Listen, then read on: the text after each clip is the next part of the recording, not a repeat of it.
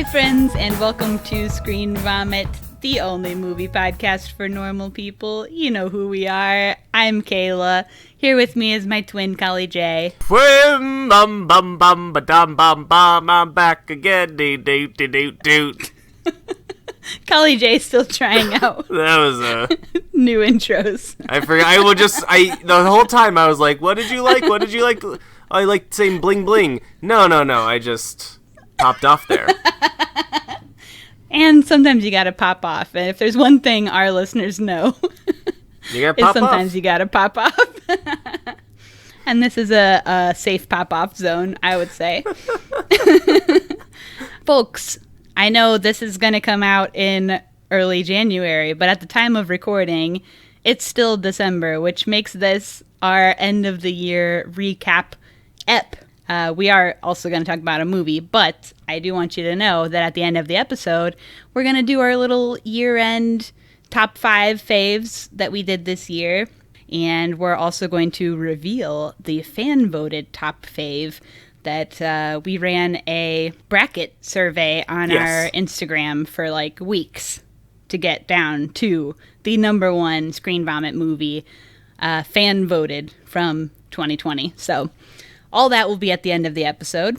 And this week, what we're going to talk about is the 2010 movie, The Kids Are All Right. And Collie picked this one? Yeah,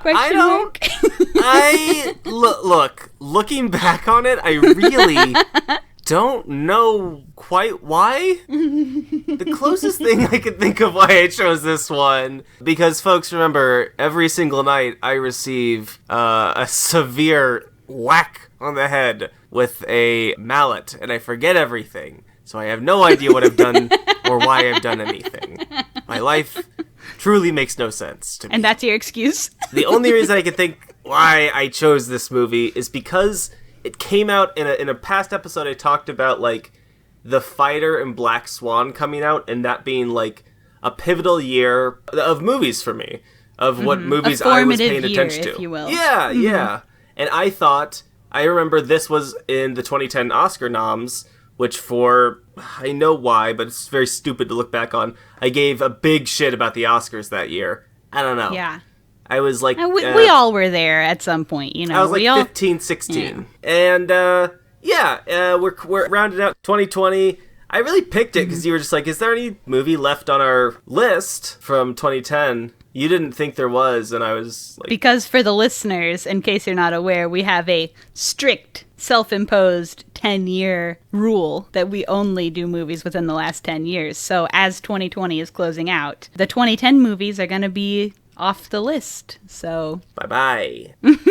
So we had to crunch in these. We did like 3 or 4 2010 movies right at the end of the year, just trying to get them in under the wire. So yeah, I'm proud of us. This will be our last 2010 venture until we say goodbye to the year. Which, of course, if you're listening to this, the year has already gone what by. What the hell are these dum-dums talking about? We're still recording in December, and it counts. Let's get into it. Running down the cast, we have, it's written and directed by Lisa Cholodenko, who, I don't know, she did this movie High Art, if anybody's seen that. She also this will be relevant once we get into the movie. It feels weird to just say up top, but she's a lesbian. Yep. It's pertinent. It's pertinent info. All right, and then we have starring Julianne Moore, of course. We just talked about her in Maps to the Stars. She's also in Gloria Bell, our very first episode of this podcast. I don't know if it holds up. We'll see. We have Annette Bening, who is in American Beauty, Captain Marvel, Mars Attacks. I mean, these are A-list celebs. Attacks. Yeah, I haven't watched it in damn forever, Same. But I remember loving it. Yeah. We have Mia Wasikowska, who we also just talked about in Maps to the Stars, and she's in Devil All the Time, which we've covered on the pod. And we have Hubba Hubba Mark Ruffalo. Oh. Boy, yoing. I am talking. He is so hot in this. You know what? I have to agree. And is this the first time I've called a man hot on this podcast? I don't know, but I'm on Collie's side today. He is very hot in this. Woo! Had to take a couple of cold showers after this one. And we also have Josh Hutcherson, who later became famous for the Hunger Games movies. All right, Kali, what's our critic scores? That's the cast. Yeah, critic scores. You know, there's a trend here. Let me see if you can catch it. Rotten Tomatoes, 92. Okay. Certified, fresh. Metacritic, 86. All right. And the wild card, Google users, 79. You know what? Google users are homophobic in my opinion. They really are. Anytime we do a movie that has I hate to call being gay progressive, but anytime we do a movie with a progressive theme, there's always some kind of chumps out there voting it down so that it gets a lower score than what it deserves, and this is no exception. This movie gets a thumbs up from me generally. Oh, I shouldn't say that. Bleep! But I just thumbs it up on Google. I mean, bleeped it up on Google. You thumbsed it bleep. All right. Well, yeah, let's watch the trailer and then we'll get into it.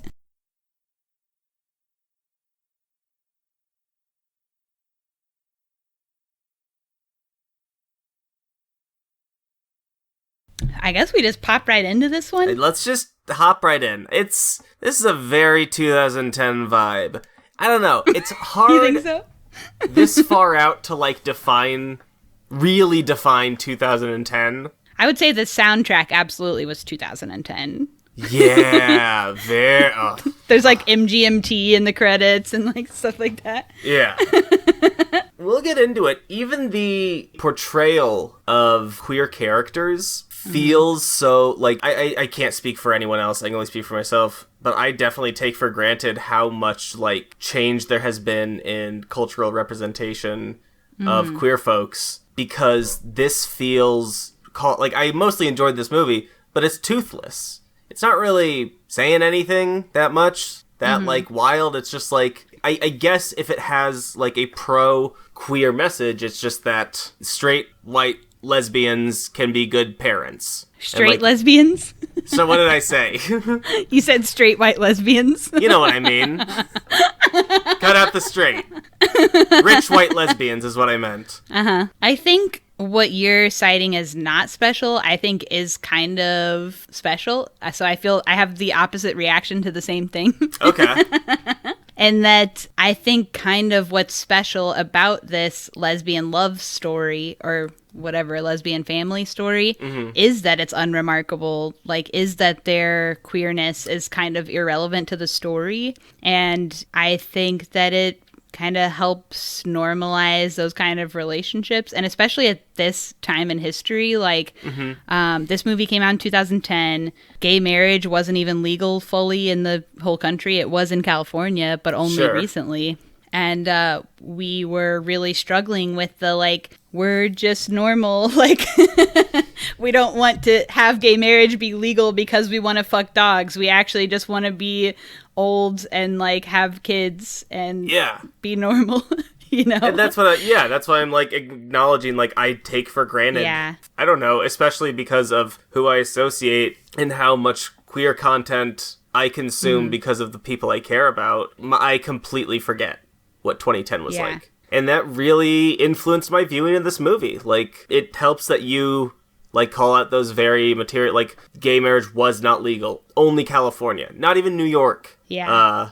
It's oh shit, yeah. It was still fucking awful. And something like this that was allowed to be so mainstream by having these large actors in it, where queer people for eternity have had to see themselves in hetero stories, right? We've had to figure out, finagling the ways in which we can find our place in those stories or how we relate to them. Yeah. Even though they're not our stories. And what's cool about how unremarkable the queerness of their relationship is, and really kind of what the whole message of the film is, essentially, is we're just like you.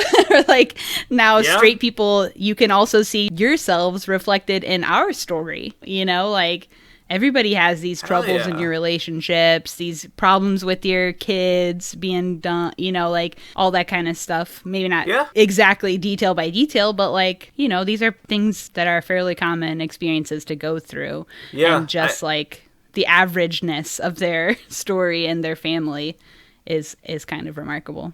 No, I really was, I did not see that at all, but it totally changes it.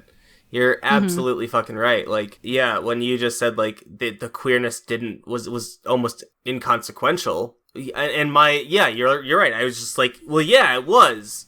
I'm like, but it doesn't have to be consequential. And my demands for it, or expectations, rather, for it to be pointed in some way, it being askewed, it just threw me off. And it's not like, I mean, even in what little representation that we do have, like, so much of it, not in this movie, but in general, is focusing on, like, queer struggles. Like, well, is it a movie about AIDS? Is it a movie about transphobic violence? Is it a movie about, you know, coming out and being rejected by your parents? Or, like, you know, like, these terrible things that happen to people like us, where this movie is just like, no, my moms are gay. It's cool. You know, like, it's, like, not even an issue. That's kind of cool. Absolutely. So got it out at the top. All right.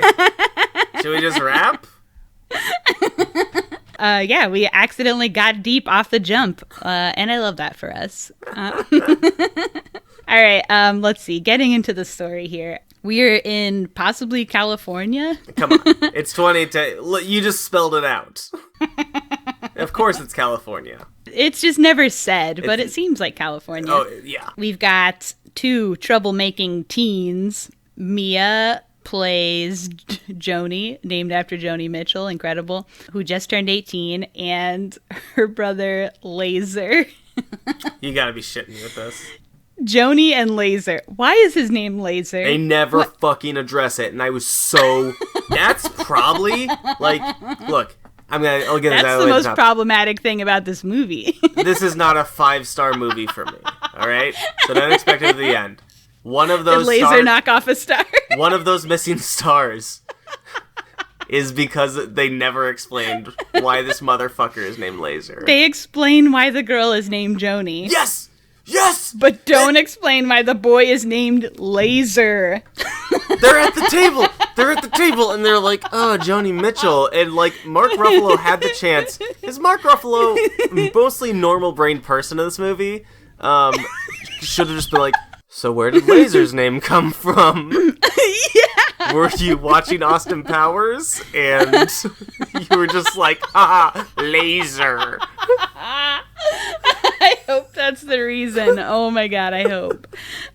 That's incredible. Yeah, so Joni and Laser. They are the children of this lesbian couple who are Julianne Moore and Annette Bening. Each of them birthed one of the kids, and the kids want to now find out who their bio dad is. Laser asks Laser. Yeah. Asks Joni to call the sperm bank to try and, you know, get to the bottom of it because she's 18 and you have to be 18. So that's kind of where the ground on which we're starting. So this movie is based on the director's actual real life relationship with her partner, who they also have a son by donor. I don't know exactly to what detail it's based on her relationship. But, I'd pay like $15 to know which part was real. I am curious. I'm curious. I'll pay a little money. Also, there is a gay Easter egg when we see Joni's room. She has a her poster in her room, and that is a band comprised of Leisha Haley from The L Word and Clea Duvall's girlfriend at the time. Hell yeah. Little queer Easter egg. There was a little bit of contention with this movie at the time of its release. I think some of the issues that were issues when it came out are not exactly as much issues today, but some of them hold a little water. So the first one is that the lesbian couple is played by two more or less straight women. Julianne Moore identifies as fluid, and I think, honestly, by the way she talks about her sexuality, I think if she was born in a different time, she might identify as pan. But she still, like, ostensibly says she's straight for all intents and purposes. Sure. And Annette Bening's also straight. So, yeah, they got some flack for casting 2 straight women as a gay couple in this movie, although the director insists that she reached out to Jodie Foster for the role, who could not do it at the time. But that'd be pretty cool. Yeah, it might have been cool, but I will say, like, despite having 2 more or less straight women in these gay roles, they had very good chemistry with each other. Oh, it's outstanding, yeah. They seemed really comfortable with each other, like, interacting with each other's bodies. I think having the lesbian director and writer really goes a long way. Absolutely. For all that kind of stuff. Really goes a long way. Yeah. At the end of the day, regardless, it is a queer film. Like, it is a queer vision. It's coming out of queer eyes. Yes. Mm-hmm. Yeah, that's so important. I agree. I will also say Julianne Moore is a damn great ally. She has put in the work. She's been doing AIDS activism since the 90s. She's, like, done a bunch of work for marriage equality. She even recently, like, submitted stuff for the bathroom bills thing that was going around. Hell she yeah. attends the GLAAD Awards, all that kind of stuff. And Annette Bening also has a trans son. So they're both, like, semi-related to the community. Sure, they're allies. Yeah. To if an nothing extent. else. Yeah. I'm just saying they've put in the work for the community. Without a doubt. So that's cool. All right, so now that we've popped off about that. So we mentioned the kids are seeking their dad. So cut to Mark Ruffalo, their hot dad. The dad in question. Ooh. Daddy, some might say. And the thing is, you see him and you're like, wow, he's very hot. And then... This, my first note on Mark Ruffalo in my notes. Mark Ruffalo is a horny hottie and he has sex. Yeah, my first note is like, this is far too horny. For when I see Ruffalo, it's like, Ruffalo, far too horny. The inspiration behind his character, while I love his character, obsessed. It's actually kind of a tragic inspiration. So he based his character on his charismatic brother who actually died mysteriously not long before filming started. Oh, shit. His brother, this is so wild, was found dead with a gunshot to the head and holding a gun, and had 2 people with him who said that it was like a Russian roulette situation. Oh. But it was later proven that he could not have shot himself in the angle that he was shot, which was in the back of his head. And they couldn't prove that the 2 people did anything. There was just not enough evidence. The murder is still unsolved, and one of those people that was with him has since died of a drug overdose, and they always thought there might have been a drug thing involved. So kind of tragic that he tragically lost his brother not long before this. He actually was going to give up acting. He had fired his agent and manager and was like, this is my last role and I'm not going to do acting no more. Oh, shit. But after watching the audience reaction to this movie at Sundance, changed his mind. And he had never portrayed a, like, Playboy character before. And this role reignited his career. So we owe a lot to this movie, because he was totally ready to give up acting, had truly fired his agent and manager, and this movie was pivotal for the man. How much great Ruffalo content have we received since the day? I mean, I love the come Ruff. on. Countless. He's, only skyrocketed since. I cannot think of a single other movie at the moment other than... The Hulk? He is? Yeah, he's in Avengers. There you go. He's the fucking Hulk. He also was in that movie about the tainted water. That was good. He was in one of my favorite shows of the year called I Know This Much Is True. He was in freaking Shutter Island, Zodiac. Yeah. Everything. Zodiac was before this, but yeah. And Mark Ruffalo, I will always thank you, because I'll never forget when I was a junior in college, I went to a social work class and a girl said, hey, you look like Mark Ruffalo. And that was, like, the best compliment I ever received. What else about Mark Ruffalo? He, so his character in the movie owns a restaurant and a local co-op. Okay, cute. He's pulling some damn looks in this one. Okay, he is. One of his first looks is a jean jacket with no shirt. That's, like, post-coital, isn't it? Just that fuzzy little tum. No, he's pulling it at the co-op, too. That's the other thing, is he is always fucking. My man does not sleep alone, ever. No, that's not true. He's a fuck machine. You He kidding fucks me? once in the beginning, and then he fucks Julianne Moore. Yeah, but Shh, that's a spoiler. the implication I got from it, having worked in restaurants... I don't know if he's always fucking, but I think all the girls are horny for him, for sure. And they are basically, every girl is like, Daddy, hello, what you doing? Absolutely. He's the hot guy at the restaurant. He has options any night of the week. That's something we could say for sure. Yeah. Also, in his introduction, one thing that does not hold up from 2010 is one of his employees who works at the co-op is a white girl with dreads. Aww. I didn't even see that. But she's barely in the movie, so... So him and the kids do meet up, and they do have an awkward meal together. They had no plan going in. Yeah, They're just like, hi. I was shocked at the... this movie is paced really well. It just moves. Family, kids. Kids find out, they call, next scene, they're going to meet him. Yeah. But, wouldn't you have so many questions for your parent? I formerly had parents, but I haven't had them in a while, and I'm thinking of stuff like, I wish I could ask, my dad what our lineage is. I don't have no idea where my family's from. Stuff like that. Don't you have questions about your family? I mean, they're teenagers. They're just fucking nervous. So, yeah. It makes sense. But also the scene was just so flat. Because, fuck, of course it would be. Of course it'd be awkward the first time. Yeah. And if you're, fucking... You gotta put yourself in the mind of a 17-year-old. 17-year-olds are... weird as fuck. Yeah. So maybe during their meal, I don't know, at some point we cut back to the moms, and the moms are having an evening together. Oh, and what are they watching? They put on a tape of gay porn and have lesbian sex. Yeah? After all the gay movies that have let us down with lesbian sex scenes, even though they don't, let's say, get to completion in this scene, they're still doing it. They're freaking going to town. They're watching gay porn together. They're exploring their sexuality together. They're exploring their kinks together. And we love, I think. What do you think? I love the fucking. I give it thumbs up. Just compared to the sad ass lesbian sex scenes we're normally seeing. Absolutely, or our movie 2 movies ago where it's get in the covers, look at each other in the eyes, and cut to waking up with no clothes on.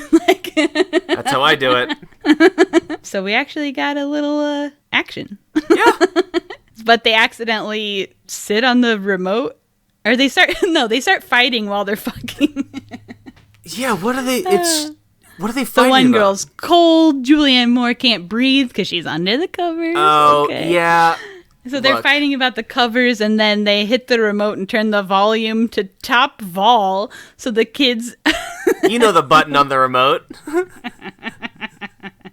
The one button that turns it from nothing to top vol. Yeah. It goes up, down, top vol. So they rolled over on the top vol button. And then all the gay sex noises are floating through the house. Yeah, and it's cowboys, so it's like, yeehaw, I'm down at the Ram Branch getting my rammed in. They did watch some corny ass porn. Yeah, it's like 1970s cowboys. Yeah. It's like the porn you hear about that's not actually real anymore. Yeah. It's like Debbie Does Dallas level shit. Yeah, it's funny shit. It's good shit, good scene. I do really like the moms at the beginning. They're kind of cute. They're kind of sweet. They're cuddling. They're very affectionate. Sweet. Yeah, they're cute. I was very tired when I watched this movie, and I did not give it its due credit for how wholesome it is. Yeah. Especially in the beginning. Yeah, in the beginning. They think their son might be gay at first because he's hanging with a troublemaking teen boy a lot. The parents don't like the friend, but he's hanging with them so much, they're like, are you gay? At one point, we see his friend jump off the roof of a building to do a stunt and, like, break his wrist. He has the worst friend of all time. It's just like... The boy's a piece of shit, God. Possibly early serial killer.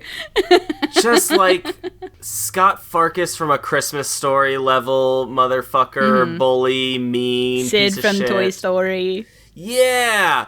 Yes! Yeah. Like that, cartoonishly sick and depraved. Yeah, and the boys break into the parents' room and find the gay porn DVD, of course. You knew once the moms had an inkling that the kid was gay, they were going to catch them together watching gay porn. Oh, without a doubt. Yep. Obviously going to happen. And then they sit him down and try to, like, force him to come out, which, like, kind of sucked. That was a moment where I noticed, I was like, this is really 2010, because it's this really corny, like, what if your parents were gay and they would, try to be too overeager about the kid coming out? They're too excited that their son's gay. Yeah, that kind of thing. It just felt like, It just fell flat for corny. me. I got nothing against it. They sit him down and they do the, like, is there anything you want to tell us? But, like, is there anything worse than hearing that line? Because that's the worst. Like, life flashing before your eyes type shit. I got nothing to tell you. Anyone who's ever going to ask me that. Yeah, same. The moms find out that they met their sperm donor dad, and they want to put together a dinner with him so that they can meet him too. At the dinner, and this was a little bit in the trailer too, tell the story of how they met, and it's pretty raunchy to tell, like, in front of your kids, right? Do you know what I'm talking about? Yeah, I felt the same way. Yeah, like, Julianne Moore basically was like, oh, my tongue was numb, and she's a doctor, so she, like, told me to relax, and then my tongue started working, and, like, all, you know, wink, wink, nudge, nudge kind of stuff. Nasty. Not a fan. No, I don't know, it just felt weird, and, like, you're right, like, it just didn't, with her kids were right there. That's like shit my mom would say, and my mom was notoriously nasty pervert with no boundaries. That's not shit like these normal ass, you know, these normal ass moms would say. Yeah, normal moms just sit and are like, oh my god, we have to redo the shelving. Are you Lesbian insinuating shit. that all lesbians are carpenters? Look, no, I'm not saying they're all carpenters. What I'm saying is they all care about shelving. I'm not saying they build it. I'm not saying they craft it. I'm saying they see it, they are aware of it, and they are more aware of it than most people would be. All right, you heard it here, folks. Shelving is queer. Oh boy. So yeah, that line was weird, and the kids, like, clearly had heard it a bunch. Not for me. You couldn't just be like, I don't know, we met at the hospital, instead of being like, oh, we met because I gave her oral sex. Like, yeah. Weird and gross. Julianne, her character name is Jules. Jules has been trying to start a landscape design company, and Mark hears this and hires her. But Nick is trying to limit this man's exposure to the family. She is super uptight. The insertion of this man into their lives, for whatever reason, throws her into an absolute spiral. Yeah. She cannot handle it. I get it. Like, introducing Mark Ruffalo's character, Paul, into that family dynamic would absolutely cause some sort of, like, shift. But, like, Annette Bening, and of course it's just a fucking movie, so, like, yeah, they're gonna cram it all in, and they're gonna exaggerate shit. But, like, she is, like, get him the fuck out of here. And she instantly becomes, like, a raging alcoholic. Yeah! Like, where does this Weird come from? symptom. It seems to need to be addressed. Yeah. So she becomes, like, a control freak alcoholic. Yeah. Becomes more and more rotten as the movie goes on. She's just, like, mean and rude and drinking all the time. It's not fun. Yeah, that's pretty much her in the beginning. Yep. Pretty much her through the whole movie. Well. So Julianne Moore is a little dissatisfied with the home life because of the way this wife's acting. We saw, like, in the first scene, or in the first sex scene, I already mentioned there was no completion or reciprocation, for that matter. Oh, you're right. When Nick tries to make it up to her for being crabby and, like, you know, makes her a bath and everything, but then, like, leaves halfway through and is like, just on the phone. Oh, yeah. So kind of leaves her high and dry on that one. Yeah, a lot of this movie really is just like kind of slice of their life foibles. So she's, just dissatisfied with the love life at home. And they seem to have like deeper problems too. Like Nick clearly has like some control issues. She has some resentment towards Jules for like not working, for her having to be the sole breadwinner, but also seems like she won't let her work. Long story short, they need therapy. Okay. Yes, they need someone to mediate, just a quick sit down. Well, the one girl's like fucking a raging alcoholic. Like, yeah. There's like some stuff going on here. Please give them some therapy. I hope the director got therapy for this. So because of all that, once Julianne Moore does go to Mark Ruffalo's house, and just fully using their actor names, that's cool. Well, it's fine. They do a kiss. Yeah, seemed early. She's horny and she's unsatisfied.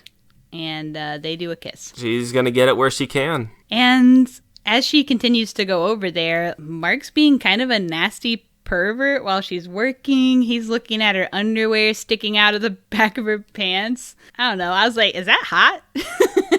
He's just horny. Like, he's looking just at somebody's being a horny underwear guy. sticking out of their pants. That seems like more embarrassing. Yeah, that's what I thought too. Like, right? I was like, this isn't like you're seeing. Like, oh, sweetie, pull up your pants. Yeah, she might be wearing. I wish they just showed crack. Yeah, it's not a whale tail even. Is that a thing? Is that old? I don't know what whale tail is. It's when you see like the thong, someone's thong. Oh, I thought it's supposed to be a thong, but it's an old lady thong that they're a little thicker. Yes, thank you. Those are the thongs language. my mom wore. Ooh, the plot gets thicker about your mom. Spill all my mom's tea on here. She don't care. She's dead. Is that funny? If you laugh, it is. Yeah. It's a pretty historical trait of my mom is that she always wore these thick thongs and she was always bending down at her job, and you would always see her underwear in the same way that you saw Julianne Moore's in this scene. Well, but my mom also had an Eeyore tattoo on her ass that you would also see. I tell you what, there are plenty of men like Mark Ruffalo who would be thrilled to see that. Who I'm sure were thrilled to see and it. they did. Yes. Made their day. I'm roasting my mom. So they kiss again, and they do sex. They do it. They do a lot of sex. They do, and I gotta say, all right, so I'm historically a person who hates sex in movies. Yes. It's been well established on this pod. I didn't mind it. It seemed, I didn't mind the sex. You're getting Julianne Moore naked? Yeah. Go off. And Mark Ruffalo having sex, he doesn't get to have sex a lot. Two hotties doing hot stuff? I was kind of into it. Yeah. Table for two. And I don't know why Mark Ruffalo, I don't know. A lot of times when men are having sex, like when cis men are having sex, it feels like aggressive and nasty. Sure. And I just don't really get that vibe from him. I don't know. He seemed gentle? He has a gentle personality. He's just kind of a sweet man. He's a gentle lover. He's a soft feminine boy. That's fair. Yeah. Anyway, they do big sex, but it gets interrupted by her coworker. Ugh. Her employee or whatever. That was a real wrench in the old gears, you know what I'm saying? Yeah, it's like, can't you see we're trying to have an affair up here? Keeps calling her and calling her. It's like, hey, leave the girl alone. She's busy, you know? So they're having like a full affair. They sleep together several times. Yes. This was, at the time of the release of this movie, a thing that they received big clapback for from the gay community specifically, because this is kind of a trope in lesbian stuff, lesbian stories or whatever. Yeah. That, it kind of comes down to the, like, heterosexual myth that all a gay woman needs is a good fuck by a man, you know, and all gay women secretly desire men. And it kind of feeds on the fantasies of a straight audience rather than a gay one. I agree, yeah. Because why couldn't it have been a, like, charismatic motorcycle riding lesbian that seduced her? Why did it have to be a man? Yeah. I mean, this was a big thing that bothered me. I don't pretend to watch, like, anywhere near as much queer content as Kayla. And I'm sure it's just viewing it through the lens of 2020, but this just felt tropey. Like, you called it, you called it out. It's just like, yeah, why is this relevant? Like, you know, the queerness didn't matter to the story. When queerness does matter, it skews public view. Mm-hmm. It informs viewers. Like, I guarantee you, more people than you know, like, us included, our idea of the queer community, quote unquote, or queer people is influenced by what we see in media. Absolutely. Yeah, especially on any kind of marginalized story or portrayal, it's going to inform the public view somehow. Mm-hmm. And if it's informing straight people that this is how gay people are, that sucks. And if it's gay people are trying to find themselves in the things that we see, this ain't it, Chief, if you're a lesbian. Yeah, definitely. But Julianne Moore has responded to this critique saying that she can see why people took issue with the situation. Mm-hmm. But on the other hand, she felt that Jules's character was someone that was very fluid, both sexually and personally. Sure. And at this point in her life, she was kind of floating in the sense of her entire identity, including as a woman, including as a person, in her career, in her relationships, everything. She was just kind of floating and uncertain and ungrounded. Mm-hmm. So she felt like it made sense for the character to be into a man. I don't know, like, I do feel like in 2010 this was a lot more tropey, but like in 2020 I feel like everyone I know is fluid to some degree. Do you know what I mean? Like, yes. Even if you're 2% bisexual, like, yeah. Everyone I know is kind of just wherever the wind takes them as far as dating goes, and regardless of where they kind of identify on the spectrum. Things are so much more fluid that maybe we would have seen this differently had it come out now. Mm-hmm. I don't know. Who's to say? There are arguments on both sides. And I mean, yeah, it's kind of a moot point at the end of the day. The story is how the story is. Yeah, that's true. We can't affect it, but I critiquing it is still definitely valuable, yeah. Yeah, and also, I mean, I kind of said that it is a fantasy for the heterosexual eye, and did they include without that a doubt to try and make it more heteronormative for a mainstream audience? I guarantee it helped. Is that how we get the straights to watch our movies? Put a little bit of straight sex in it? Anyway, they do keep having an affair, and every time they say, we can't do this anymore, they're instantly horny again, and they do it again. Yep, right on cue. Mark Ruffalo says that he's falling for her. Boy, you barely know the girl. That's cheesy shit, man. That was corny.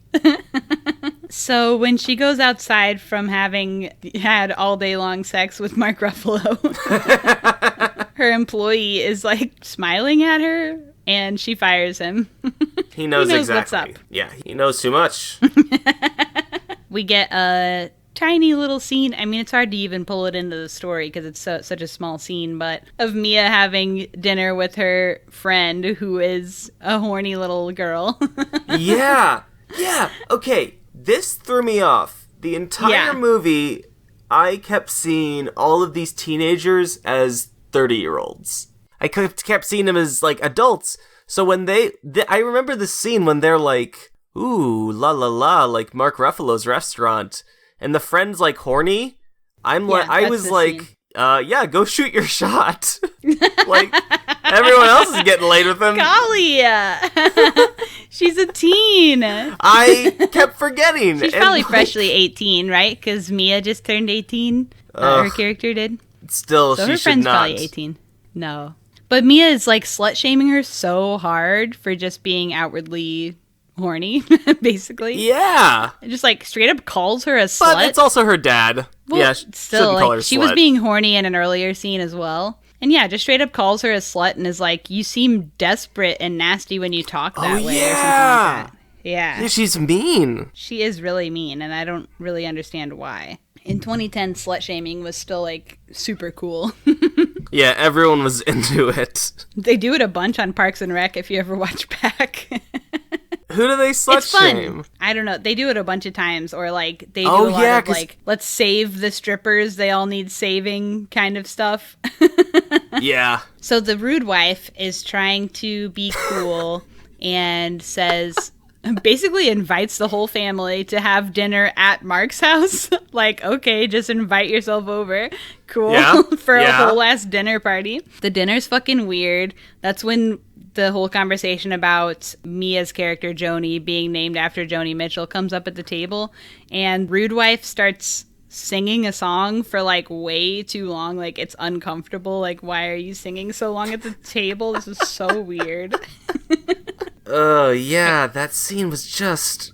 I mean, like, it's the scene that Mark Ruffalo and Annette Bening start to, like, build their bridge. She's finally starting to chill out and be normal. Yeah, like Annette Bening is starting to be like, I can't imagine one band being the foundation. Or the, like, oh, you're cool now. Because you like... This one artist that I like also. I tell you what, most people who have the same music taste as I do, they don't like them. To be fair, the type of music you like is for freaks. Yeah, it really is. I'm not a huge fan of most, like... That's why I don't bond with people over music. Ugh. But the types of... Like, these people are... They're like 50 at this time, these older women. Yeah, 45, whatever. They responded to music differently in those times, and there were fewer artists of less genres available in their heyday, you know? Yeah. So anyway, the scene's weird, and it only gets weirder because when she goes to his bathroom, she just starts pulling hair off a hairbrush and getting hair out of the shower drain. Real freak-ass shit. Real flimsy. Could be anybody's hair. I mean, he's a single man. He could have anyone over. She doesn't know his life like that. And then, the most deranged thing of all, or I don't know, it's up there. She takes his hand towel and wipes her mouth with it. That's disgusting. Yeah, that was... I agree. That's true freak shit. Don't be wiping your mouth on some stranger's hand towel, or even on your own. You know what? That's gross. Hand towels are for clean hands and nothing else. You have a strict hand towel policy. Don't be nasty. Yes. You know what? I'll agree with you on that. Yeah. Anything else is nasty. Just for clean hands. That's the correct way to live. You go wiping your mouth all over everything, then when you wipe your clean hands on there later, you got mouth germs all over. You're right. That's disgusting. That's right up there with just like traffic lights. As just like, look, you just gotta follow this if we're gonna have a civilized society. Yes. And then when your friend comes over, they don't wash their hands as good as you do. They'll be wiping their hands on your hand towel. You put your mouth on that later? No, That's nasty. True. Yeah. And especially, this woman is in a single man's home, okay? We know how they live. Not great. I don't want to live alone again. Look, I love living with Lindsay. Living with Lindsay is great. Who knows where the fuck that towel has been? But if you ask me, like, is there a percentage of the reason you like living with Lindsay is that so you're not left to your own devices? Exactly. Yes. Most straight men should not be left to their own devices when it comes to living. Yeah. It's bad news. I need corralled. I need someone to whip me into shape. So this woman is nasty and deranged, and somehow, just finding the hair in the drain and on the brush, she puts some dots together that her wife is sleeping with Mark Ruffalo. Because only one person with red hair lives in California. Honestly, like, it's so weak. There could have been anything. Like, cell phones were around at that time. She fucking leaves her underwear. Mm-hmm. Like, easy peasy. She walks by the bedroom, her underwear is under the bed. I don't know. Why am I not writing films? Honestly. Oh, boy. But so she was happy wife, and now she switched back to dark wife. And there's the scene when she gets back to the table is pretty intense. The camera's like right up on her face, and she's like, yeah. She's dark wife. She's gone dark. Dark wife is is perfect. So basically now the affair is out in the open. I mean, yeah, they leave the house, they go back home, the affair's out in the open. They're arguing about it in the bedroom, but the kids are outside, they hear everything. So now the whole family knows what Julianne Moore has done. Mark calls her on the phone and has an unhinged response, which is, oh, now everybody knows. Well, let's just do this. Yeah, come on. Let's get serious. Why the fuck not? What do we got to lose, huh? Your family? Nah.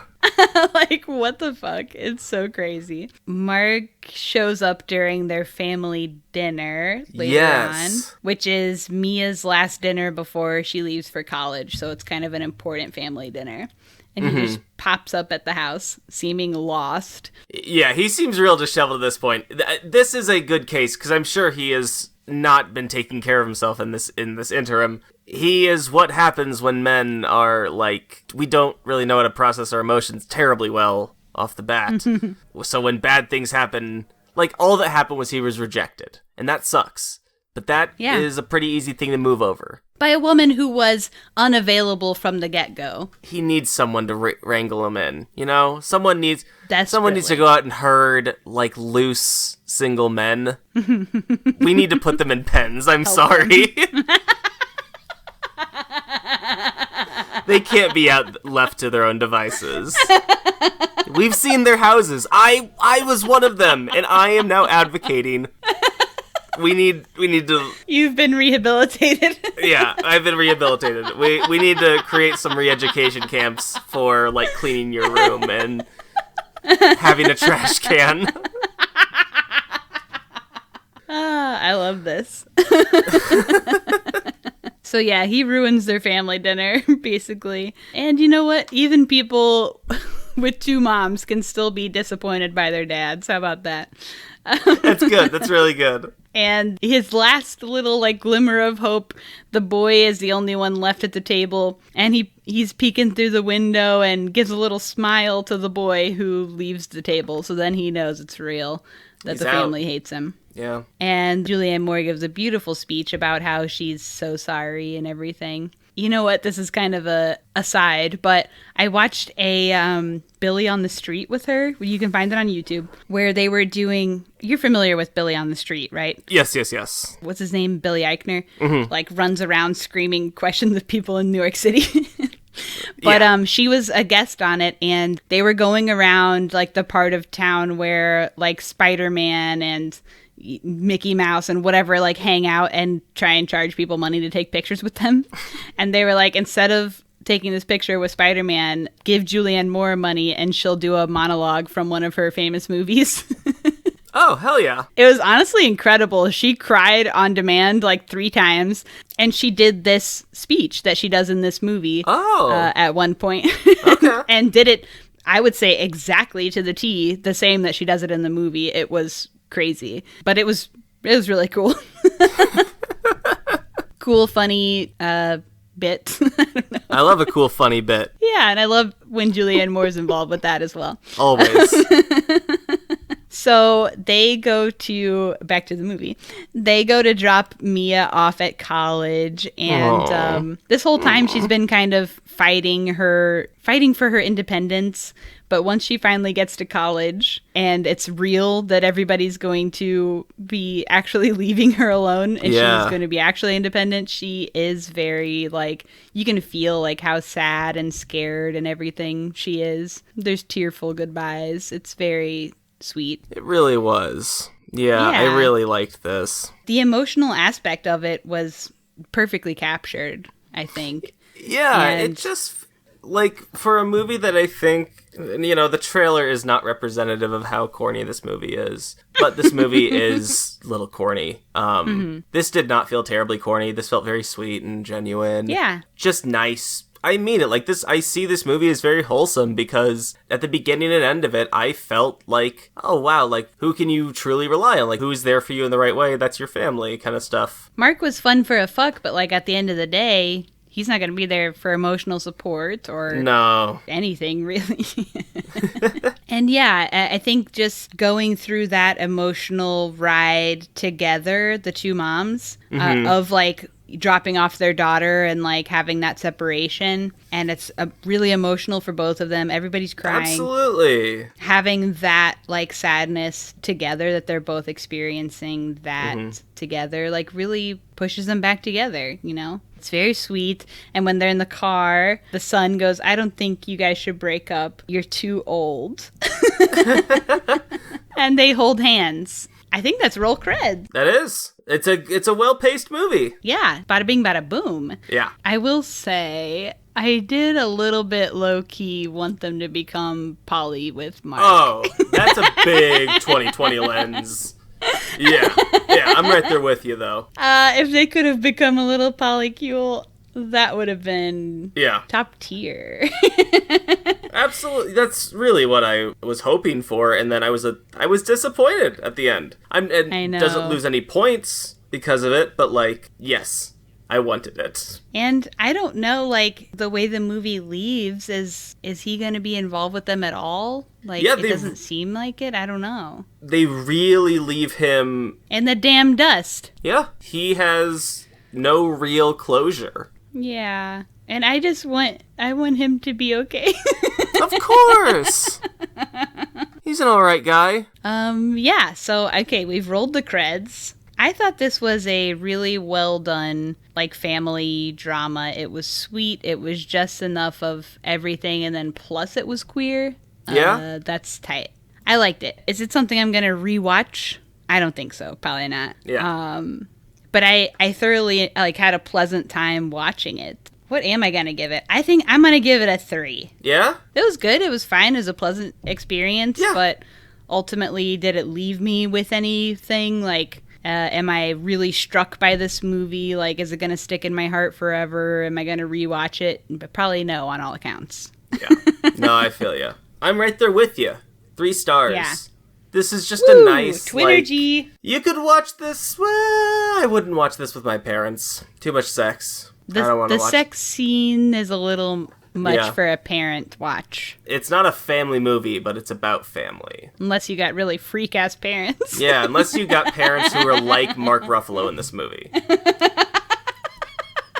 Hot. Yeah, only watch this movie with your parents if your parents are hot.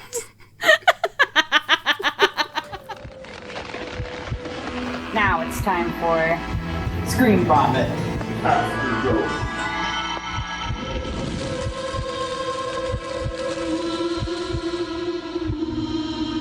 Kali, what have you been watching? Whew, boy, what have I been watching? I've been on a little bit of a wild ride. Yeah? I watched Birds of Prey. That was fine. I liked Ewan McGregor. Lindsay and I watched a movie called Tangerine. Have you? I might be late. 'Cause it No, I haven't seen it. came out in like 2015. Yeah. Yeah. Would not mind doing it for the podcast, potentially. Okay.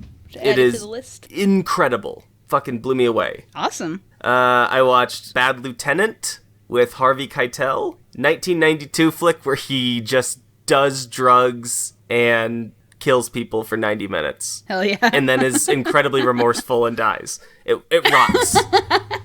Sick. Wild fucking movie. You see his dong. But then I watched Terminator 2 Judgment Day, which just fucking rocks. Hot damn. What a flick. Everyone loves Terminator 2 Judgment Day. If you haven't watched it this year, I would recommend watching it. It's just like so well put together and such an easy watch. In that same vein, I watched Little Nicky with Adam Sandler from the year 2000. Oh my god. You always got one little wrench in there. Okay. And how did that go? Little Nicky gets 3 stars from me. No. I enjoyed Little Nicky. Golly. There's a lot of stuff that does not hold up. Kali's fucking unhinged. He talks like this for the whole movie. And trust me, it never gets old. Oh my god. What have you been watching? All right, so last episode, I had started watching the show Kidding on Showtime with Jim Carrey. And I finished the show now. There's only 2 seasons. Okay. I would say season 2 is weak. It sucks. Ooh. I don't think they knew where they were going with season 2 until like episode 7 out of 10. Wow. The last 3 episodes were pretty good, but like the first few were like, they had a musical episode. Ugh. I mean, come on. You gotta be on point if you're gonna do a musical episode. For me, I would say you're canceled if you do a musical episode. No musical episodes, in my opinion. Yeah, I pretty much agree with you. Yeah, it's bad. So the show overall, I would say, is just fine. It passed the time, and it was enjoyable enough. Only watch it if you have a connection to Jim Carrey. Other than that, there's no reason to turn that on. Sure. I also watched with friend of the pod, Mary, for our 90s horror club. I watched Scream 3, which was the worst one, bad. right? Yeah, it was bad. Yeah. I don't know why I had a memory of Scream 3 being my favorite one, but I literally didn't remember a single thing about it. Nothing rang a bell the entire time. The murderer's story, no spoiling, but his thing was pretty weak. And even cringe, I would say. Oh. So 3, bad. 2 remains the best up to this moment. We're going to watch 4 soon, so we'll see. You know who does fucking rock in Scream 3, though? I think I said it last time. Fucking Parker Posey. Oh my god, yeah. Parker Posey, I fucking love. I love her so much. I wish she was in more things. She has a little side bit I want to see her all Scream the time. 3, and she kills it. She kills it in everything she's ever done. Are you kidding me? Like, she Parker rocks. Posey is like top tier. I love her so much. Also, Scream 3 is the infamous Courtney Cox bangs movie. That's so pretty brutal. That was fun. Yeah. So, yeah, Scream 3, bad. Lastly, I watched High Art, which is the same director as Kids Are All Right. Uh-huh. It's her other movie from, like, the 90s, I think. It was fine, I'd say. Mostly bad. The end was good. It's just a bunch of people laying around doing heroin for most of the time. But it is also like a lesbian love story, sort of. But ultimately, guess what? The person that's in love overdoses on heroin and dies. So you could see it coming a mile away. That's not even a spoiler because you can see it coming. Fine enough. Wouldn't really recommend it. So that's what I watched this week. Hell yeah. So all that being said, we've come to the point in the episode where we'll do our little year-end countdowns. It's the end of the year, countdown time tonight. I thought you were going to go with Final Countdown, but okay. No, I forgot that was a song. All right, should we start with the fan voted? So we went through all of the episodes we've released in 2020 up to Maps to the Stars. So anything that's come out after that, we'll just wrap around to the next year because we had to have time to do the bracket. So fan voted. Y'all voted every day for like weeks. This is the top 3 fan voted movies that we covered this year. All right, okay? all right. Number 3. Number 3, Good Time. Oh, Great movie. great movie. Number 2, Mandy. Oh. And the number 1 movie fan voted that we did this year, Swiss Army Man. Swiss Army Man, one of my favorite movies of all time. Oh yeah. So Swiss Army Man is one that I am like, yes, I'm so glad it got made and I am so glad it's out there, but for some reason it just did not click with me. Yeah. And I definitely need to give it a rewatch. Yeah, give it a rewatch. It brings me so much joy. Yeah, maybe I was in a time crunch. I don't know. I'll have to rewatch it. Yeah. All right, let's do let's call these top 5. Or should we go one by one? I don't know. Yeah, let's go one by one. Mine aren't ordered. This was really hard. It was really hard for me, too, because we did a lot of really good movies this year. So, like, last year, for those who are newer listeners, our podcast started as we only covered movies that were in theaters at the time. So, we would just pick a movie that was in theaters and then go watch it and do a pod on it. But because of, like, the types of movies that get in theaters, there's not always a banger, right? So we did a lot more bad movies, which is still just as fun to talk about, a bad movie. Yeah. But there was just a little more variety in between the good and the bad of the movies we were covering for last year. So for this year, because movie theaters have been closed the whole year, we've been selecting all the movies that we're doing. So we're getting the ratio of bad to good is a much slimmer ratio. We didn't really do that many bad movies. No, I don't know year. if we do bad movies anymore. We've done a couple, but on accident, just like movies we wanted to see and then they ended up being bad. Fuck out of here, Braid. Braid, or what was the cult movie that we did we can never think of the name of? Oh, Other Lamb. The Other Lamb. Like, that was bad. But they could have been good, they just weren't. Yeah, I agree. So anyway, that just made doing the top 5 this year a lot harder, where last year it was more like, okay, well, there's obviously 5 that are the top. Yeah. Like... all that being said, mine aren't numbered. My number 1 is numbered, and all the rest are tied for number 2. What the hell? I spent so much time meticulously being like, oh shit, like who gets number 3? The number 3 slot was highly coveted. Yeah. I have a solid number 1, and then I have 4 movies that are tied for number 2, and then I have an honorable mention. Okay, what's your honorable mention? My honorable mention is Ready or Not. Oh, it's a great movie. Just didn't make my top 5. It's a great movie. It's just so fun. And like when I'm thinking of, so I created my list. Well, number 1 is just an all-timer for me. So it's just going to be number 1. Yeah. The rest of the movies I thought of, like, what movies I think that everyone should watch? That are so good, everyone should see them. Ready or Not is so fun. Yeah, I do think everyone should watch it. But it's not like life-changing. But I'll never forget it. I'll remember it a lot more than the kids are all right. Without a fucking doubt. Also, I don't know, just facts. Ready or Not was our most played episode of the year. So people love that movie. Which is great. It deserves love. It's a good movie. Without a doubt. All right, so that was my honorable mention. So now what do we do? I'll go first. My number 5. Death of Dick Long. Wow, okay. Yep, it cracked the top 5. I want to rewatch it, but it really was unlike anything else I'd ever seen up to that point. In a totally unique way, too. This just fucking blew me out of the water in a weird way. In a really subtle way. You know, I think we did several movies this year that is true for. Like, I watched so many movies this year that are like, this is insane. I've never seen anything like this. I've never felt this way. Like, I'm so glad that this kind of cinema is being made type stuff this year. And that's incredible. Yeah. All right. Death of Dick Long is a good, solid choice. One of your number 2s. Okay. All of these are tied, so I just want that to be clear. That's not how it goes, but okay.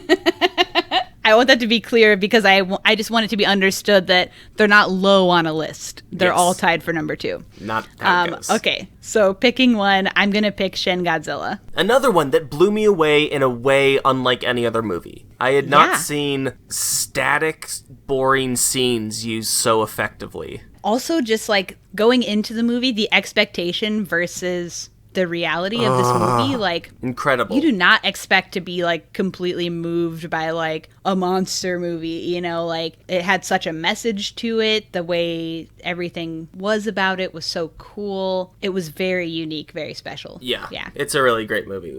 All-timer, I would call it. I would say all the ones on my top 5 are probably all-timers for me. Same. We watched some fucking good movies this year. Okay, your turn. My number 4 movie, because I ordered them. What you're supposed to do is, top 5.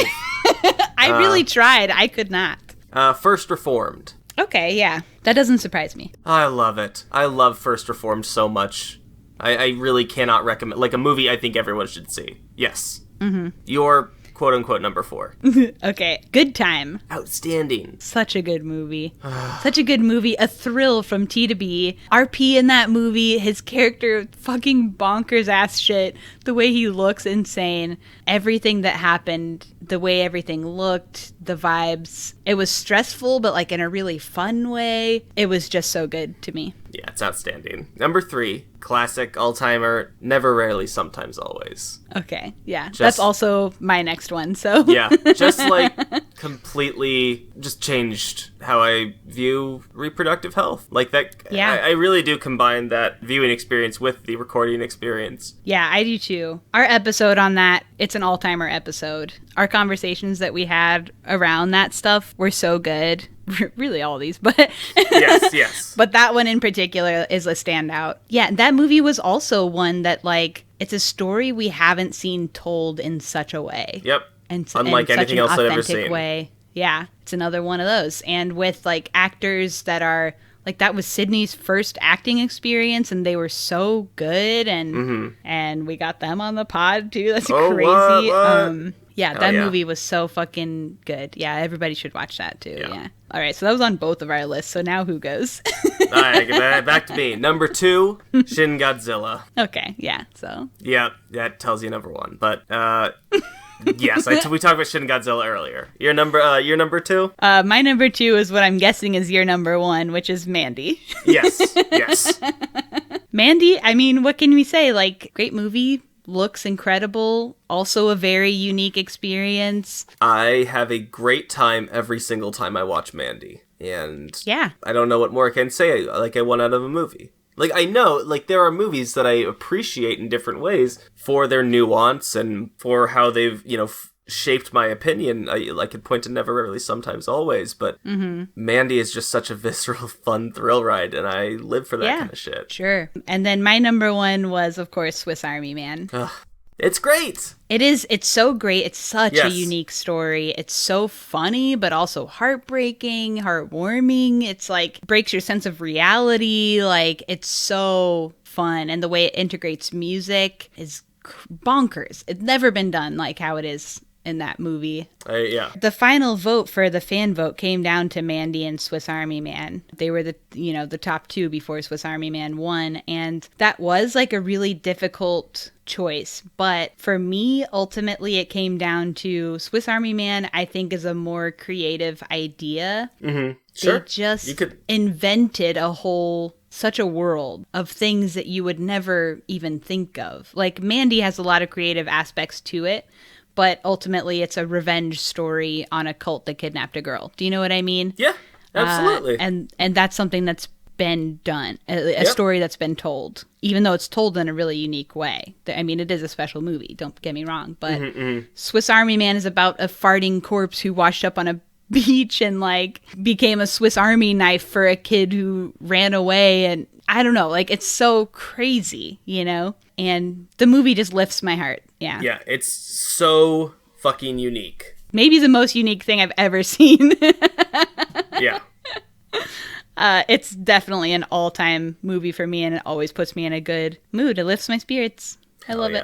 So there's our top 5 movies for the year. I also did, if I may, I made a top 4 shows that I watched this year. Go for it. If I can just put those out. I realized today that I added up the total, 76 seasons of shows this year, plus a couple halvesies. Oh boy. So that's a fucking lot of TV, which is, maybe I'm fucked up from it. I don't know. So I just made a quick top 4. Y'all know I love to watch shows, so I gotta do my recs. Number 4, On Becoming a God in Central Florida, on Showtime. Watch it. Number 3, I May Destroy You, which is on HBO. Watch it. Number 2, I Know This Much Is True, with our boy Mark Ruffalo playing Lindsay roles. just watched it and is like yelling at me to watch it too now. I'll get around to it. Kali, honestly, it's so good, and it's only 6 episodes. Yeah, I know. Number 1, Legion. Legion was such a good show. Hell yeah. So creative and wild. So watch those shows. I think everybody should see those shows. They're all so good. All right. So that's our rundown for the end of the year. Thanks for letting me do shows.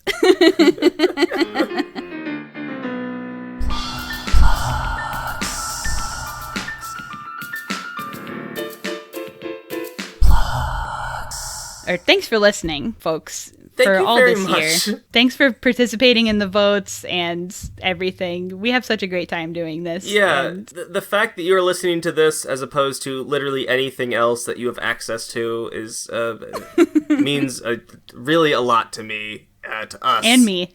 Yeah. Just thank you. Through this year, I live alone. I work alone. This is basically my only socialization. So it also contributes a huge deal to my personal sanity. Hell yeah. Just doing this.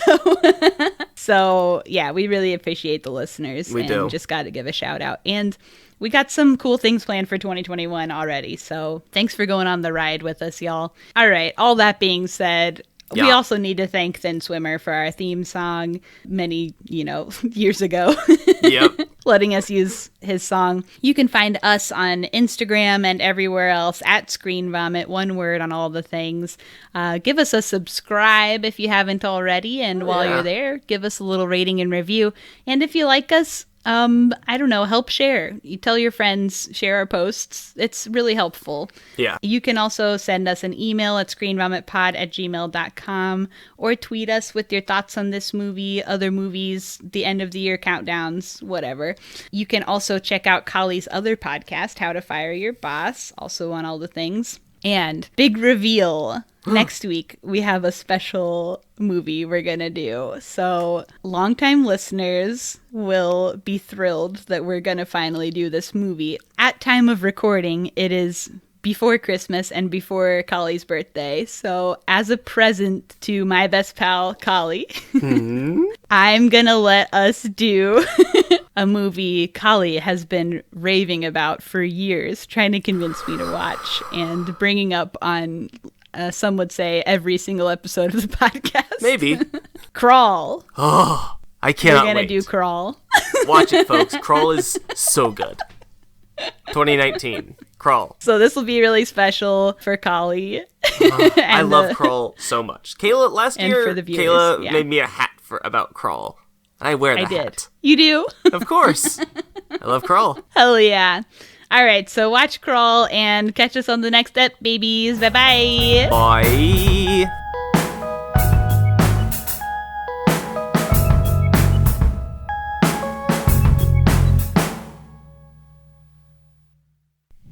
Hello? Are you talking Yes, again? yes, yeah.